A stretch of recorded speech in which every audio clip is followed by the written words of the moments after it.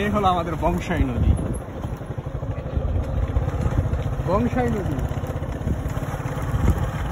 এই বংশাই নদীতে হাজার হাজার মাছ আছে, অনেক রকমের মাছ।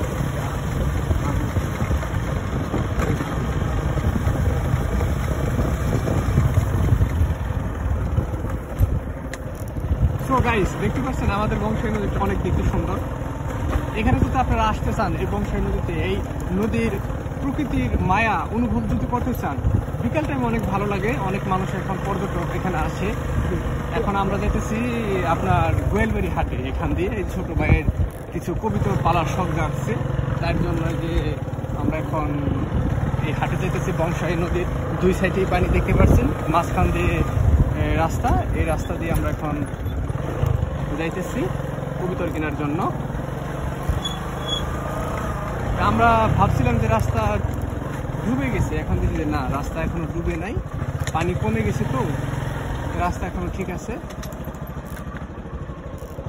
যদি কেউ এখানে কেউ যদি এখানে আসতে চান এই নদীর সৌন্দর্য অনুভব করার জন্য, আজকে শুক্রবার বন্ধের দিন আছে, আপনারা যদি আসতে চান তাহলে অবশ্যই আপনারা কি করবেন, এই শ্রীপুর বা বলিভদ্র থেকে বলবেন যে আমরা কন্ডা যাব, কন্ডা বা নামাসুমন্দি।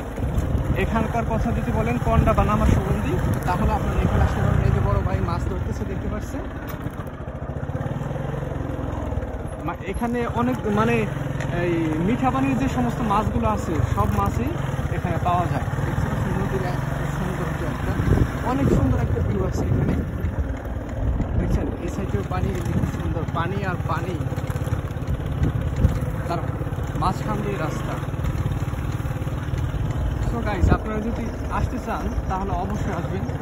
দেখতে পাচ্ছেন অনেক সুন্দর একটা পরিবেশ এখানে, বিকাল টাইমে আরো সুন্দর একটা মনোমুগ্ধকর পরিবেশ। আর এখানে ধামসোনা বিখ্যাত হলো পেঁয়াজুর জন্য হলো বিখ্যাত। আপনারা যদি কেউ আসতে চান তাহলে অবশ্যই ধামসোনা এসে পেঁয়াজু কিনে খাবেন। আগে পেঁয়াজু অনেক ভালো ছিল, এখন কেমন সেটা জানি না, কিন্তু এখন আমার মনে হয় যে ভালোই হবে। আপনারা এসে পেঁয়াজু খেতে পারেন।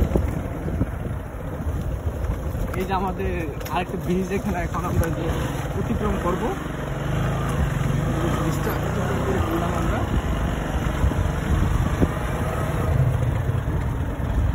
যেদিকে টাকা সৌন্দর্য আর সুন্দর, দেখতে পাচ্ছেন।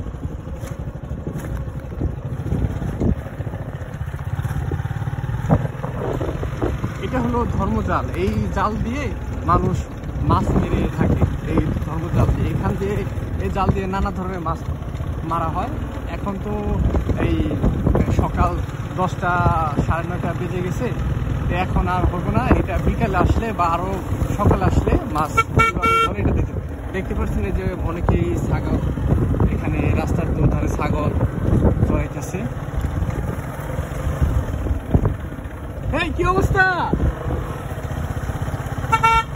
অনেক সুন্দর, অনেক দেখতে পাচ্ছেন। এই যে মুরব্বিটা, এই মুরব্বিটা আমাদের এলাকায় যাবে এখন, এই যে হাড়ি পাতিল নিয়ে।